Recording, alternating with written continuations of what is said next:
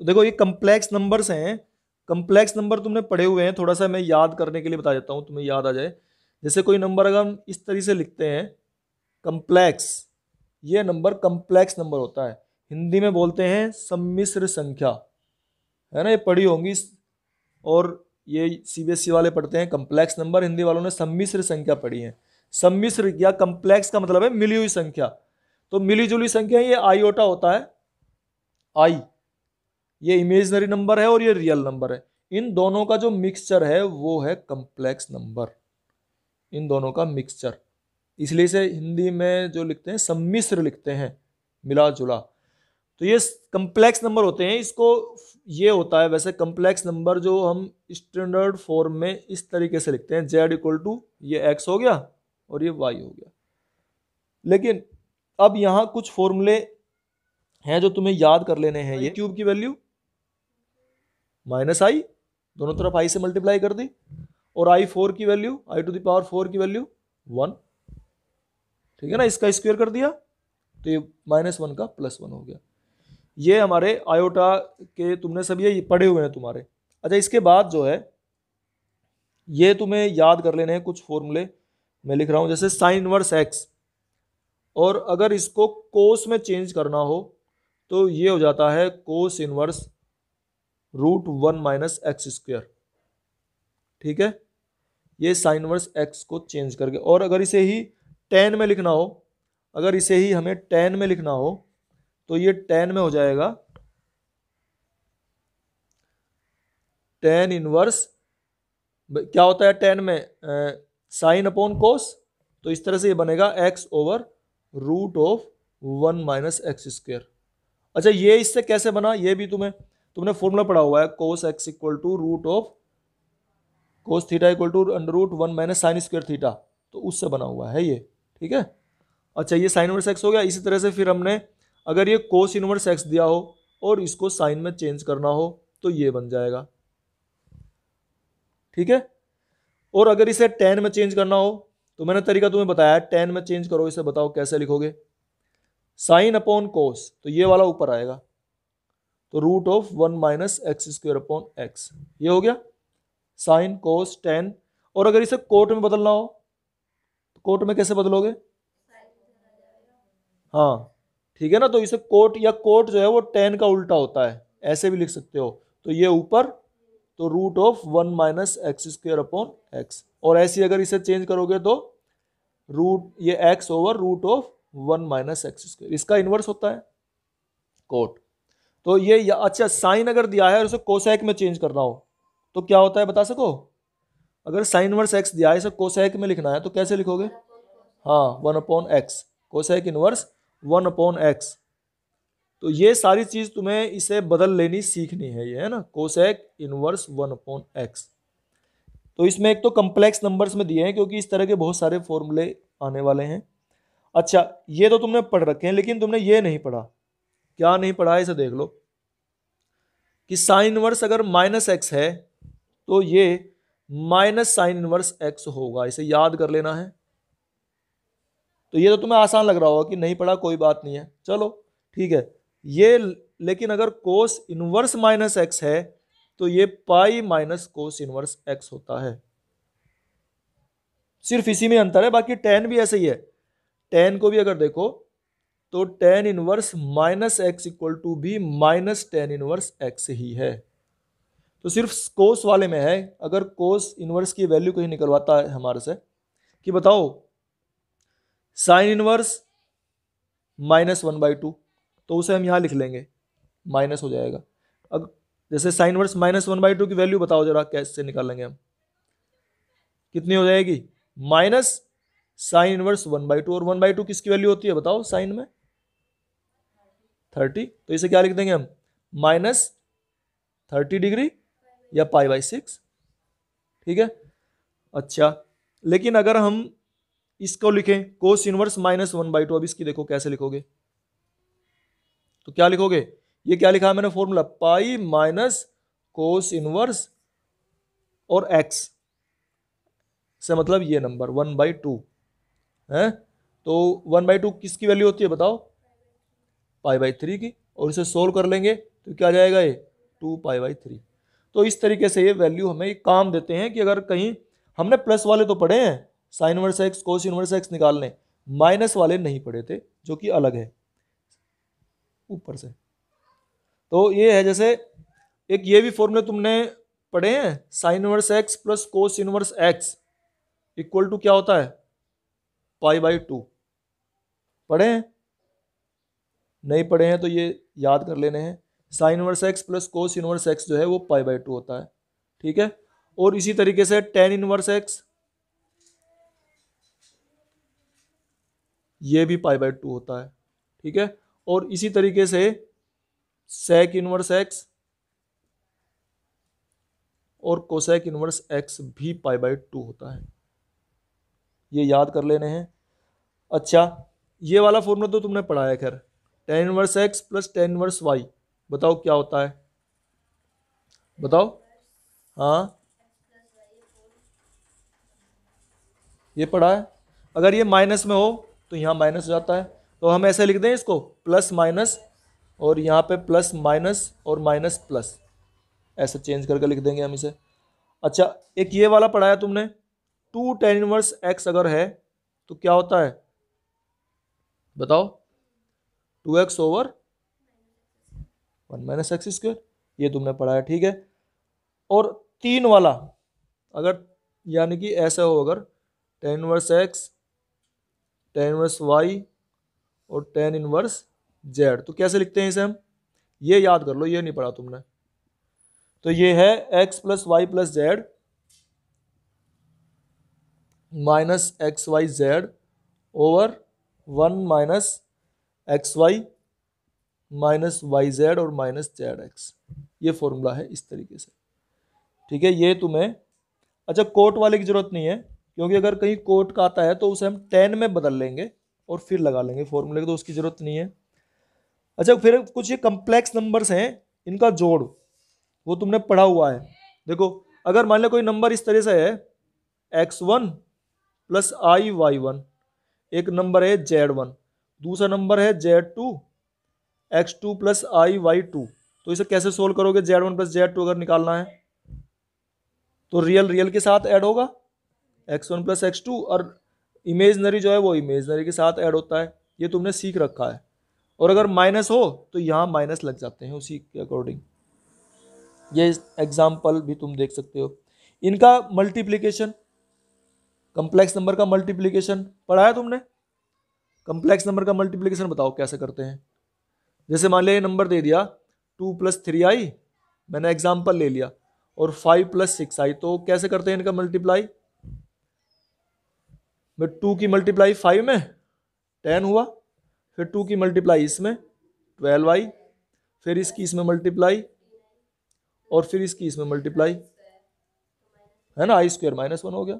अब इसे सोल्व कर लो, 10 - 18 हो गया, -8, और ये हो गया 27i। इस प्रकार से हम इनकी मल्टीप्लाई कर लेते हैं। अच्छा, इनकी मल्टीप्लाई के बाद में फिर देखो, z अगर हम ये लिख रहे हैं, z = x + i/y कोई नंबर है, तो इसका जो कॉन्जुगेट है वो होता है x - i/y, ठीक है ना, प्लस को माइनस, यानी कि साइन को चेंज कर देना है बस, केवल ये इसका कॉन्जुगेट होता है। और इनके कॉन्जुगेट में अगर हम कोई नंबर z1 और z2 दोनों इक्वल हैं, तो इनका अगर कॉन्जुगेट लेते हैं तो उनके कॉन्जुगेट भी इक्वल होंगे। अच्छा, अगर z कॉन्जुगेट लिया और फिर उसका फिर से एक बार कॉन्जुगेट ले दिया, जैसे यही नंबर है, इसका कॉन्जुगेट, इसका फिर से कॉन्जुगेट लोगे तो फिर यही आ जाएगा, ठीक है ना, ये = z के आता है वापस। अगर किसी नंबर का, देखो इसका कॉन्जुगेट लिया, फिर से इसका अगर कॉन्जुगेट लेते हैं तो यही वापस आ जाएगा, तो ये = z के आता है। अच्छा, अगर मान लिया कोई इस तरह से नंबर है, z1 + z2 जोड़ रखे हैं नंबर, उसका पूरे का कॉन्जुगेट निकालना है, तो ये अलग अलग डिस्ट्रीब्यूट हो जाता है, ठीक है। अच्छा, इसके बाद है कि अगर हमें, ये तो हो गए एडिशन में, अगर सब्ट्रैक्शन में हो, माइनस में हो, तो भी ऐसे डिस्ट्रीब्यूट होता है। फिर इसके बाद है अगर ये डिवीजन में हो, Z1/Z2 इसका पूरे का कॉन्जुगेट निकालने के लिए कहता है, तो ये भी अलग अलग कॉन्जुगेट, यानी कि न्यूमरेटर का अलग और डिनोमिनेटर का अलग, ठीक है ना। इसे न्यूमरेटर इसे डिनोमिनेटर कहते हैं। अच्छा, फिर अगर कोई नंबर प्योरली इमेजनरी है, अगर कोई नंबर प्योरली इमेजनरी का मतलब है जैसे इसमें ये रियल पार्ट है, ये इमेजनरी पार्ट है। अगर प्योरली इमेजनरी का मतलब हुआ कि उसमें ये नहीं है, रियल नंबर नहीं है, प्योरली इमेजनरी, केवल इमेजनरी है, तो आई वाई है। अगर हम कोई नंबर प्योरली इमेजनरी है, if Z is purely imaginary, अगर ये प्योरली इमेजनरी है और उस जेड प्लस जेड कॉन्जुगेट निकालने लगे हम, तो सोच के बताओ कितना होगा।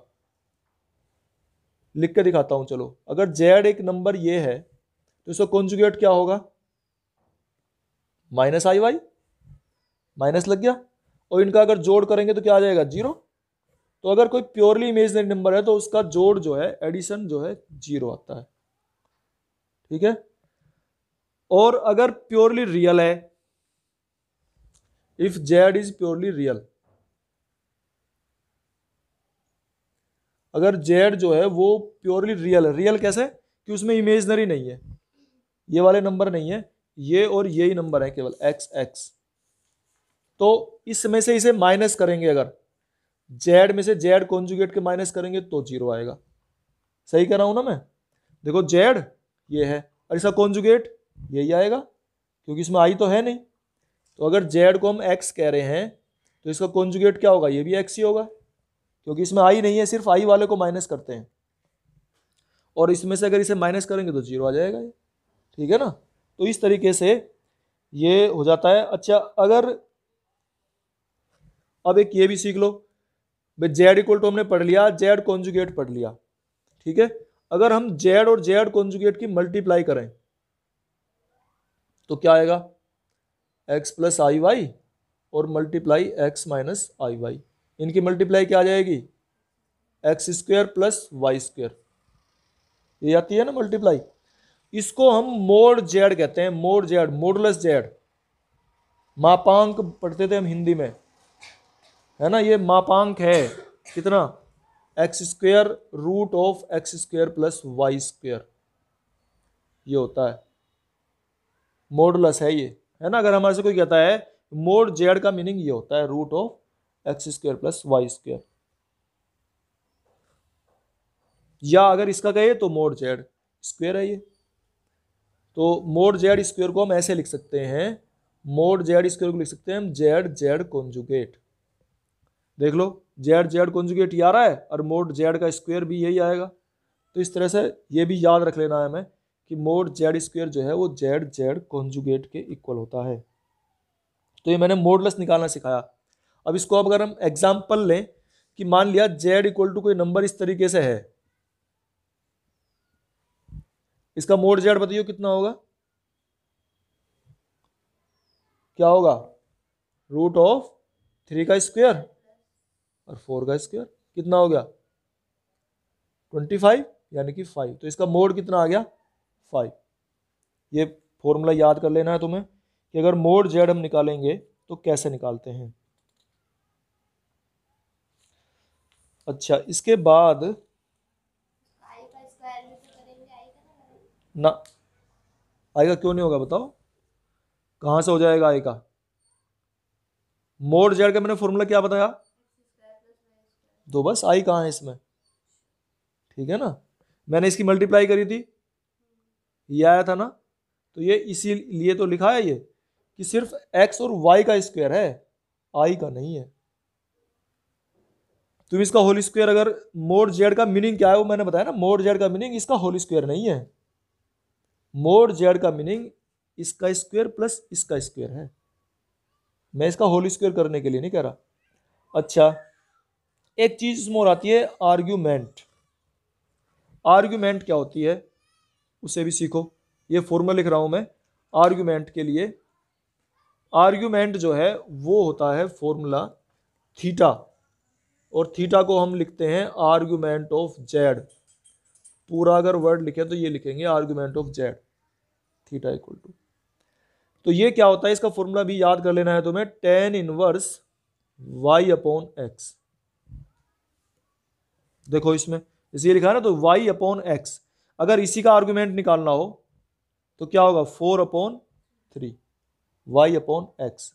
अगर इस वाले नंबर का निकालना हो हम लिखेंगे ऐसे, देखो इसको आर्गुमेंट ऑफ 3 प्लस 4i, तो इसका आर्गुमेंट हो जाएगा टेन इनवर्स 4 अपॉन 3, ये इसका आर्गुमेंट होगा। अच्छा, एक इसमें आती है डी मोइवर्स थ्योरम। एक डी मोइवर थ्योरम है, वो भी देखो डी मोइवर थ्योरम कैसे निकालते हैं। ये भी, इसके भी कुछ फॉर्मूले डी मोइवर थ्योरम जो है। तो देखो, एक तो मैं इसका बता रहा था कि जैसे हमने ये नंबर लिया 2 प्लस 3i, या चलो इसके लेते हैं हम एक एग्जाम्पल का 1 प्लस आई, ठीक है, 1 प्लस आई हमने नंबर लिया और इसको पोलर फॉर्म में चेंज करना है। ये कम्प्लेक्स नंबर है और इसकी एक पोलर फॉर्म होती है, वो कैसे चेंज की जाती है वो तुमने वैसे 12th में पढ़ा है, लेकिन फिर भी थोड़ा सा तुम्हें याद आ जाएगा, मैं बता देता हूँ। इसको हम ऐसे लिखते हैं, ठीक है, और इसकी कंपेयर करेंगे, इधर आर की मल्टीप्लाई कर लो तो r cos theta equal to 1 और r sine theta equal to 1। आई तो इधर भी है और आई इधर भी है, तो 1 ही हो गया ना ये भी, तो r sine theta equal to 1, ये हो गया। इन दोनों इक्वेशन का स्क्वायर करके ऐड कर दो, तो ये तो r square cos square theta plus r square sine square theta 1 हो गए, और इक्वल टू ये 1 का स्क्वायर प्लस 1 का स्क्वायर, ये 2 हो गई। तो आर की वैल्यू आ गई √2, ये आ गई। और थीटा, थीटा जो है हम निकालते हैं, इसको देखो, इस वाली इक्वेशन को इस वाली इक्वेशन से डिवाइड कर दो, तो क्या आएगा, आर से आर कैंसिल हो गया, sine theta upon cos theta क्या आ गया, टेन थीटा, तो ये वैल्यू आ गई टेन थीटा की और 1, तो थीटा इक्वल टू कितना आ गया, टेन इनवर्स 1, और टेन इनवर्स 1 क्या होता है, π/4। तो ये जो मैंने तुम्हें फॉर्मूले बता रखे हैं, डायरेक्ट बताया था मोड निकालना, तो मोड तो होता है आर, ये आर मोड ही है।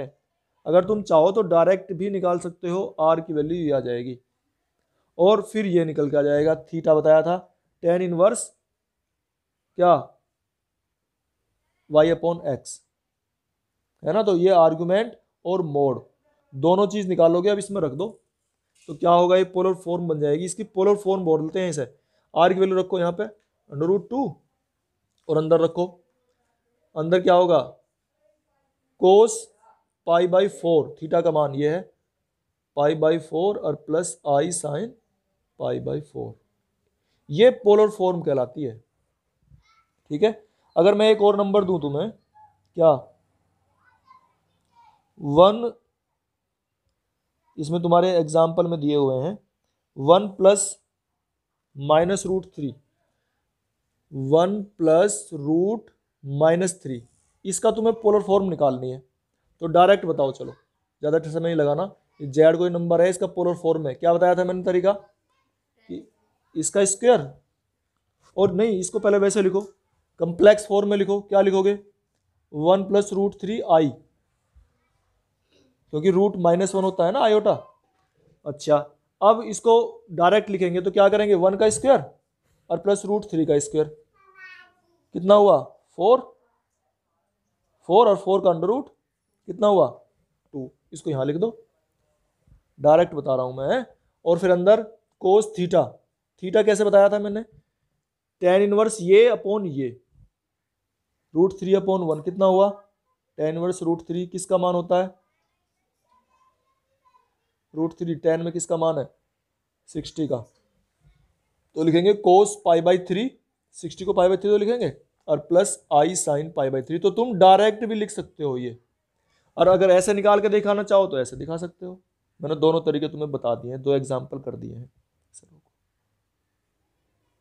देखो, एक ये तुम्हें एक रिजल्ट है इसका, ये याद कर लेना है, cos alpha plus i sine alpha, ये तुम्हारे लिए नई चीज़ है, और cos beta plus i sign beta, इसे बीटा बोलते हैं तो तुम जानते हो खैर, और cos gamma plus i sign gamma, और इस तरह से आगे तक भी हैं अगर।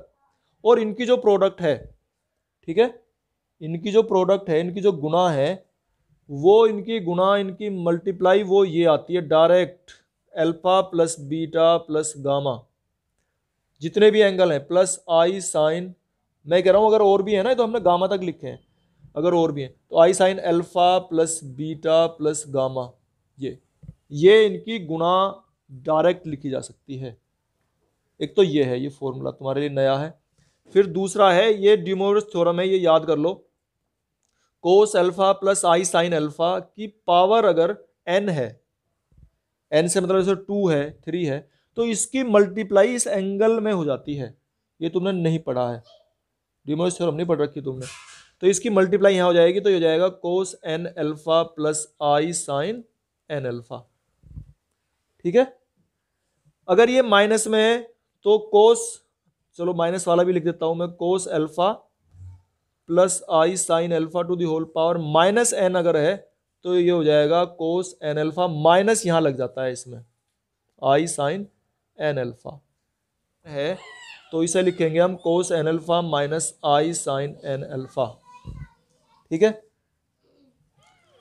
और अगर यहां भी माइनस और यहां भी माइनस है, दोनों ही अगर माइनस है,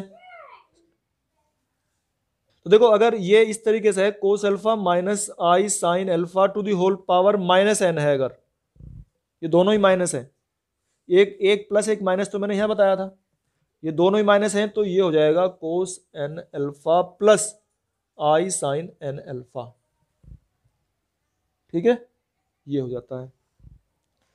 अच्छा, अगर ये भी है, ये भी चीज सीखनी चाहिए तुम्हें, अगर ये है मान लिया कोस alpha plus i sine alpha 1/, अगर ये 1/, है इसे अगर हम ऊपर लेके जाएंगे, न्यूमरेटर में लेके जाएं, तो क्या लिखोगे, cos alpha plus i sine alpha to the whole power -1, ऐसे तो लिखोगे, ऊपर लेके जा रहे हैं।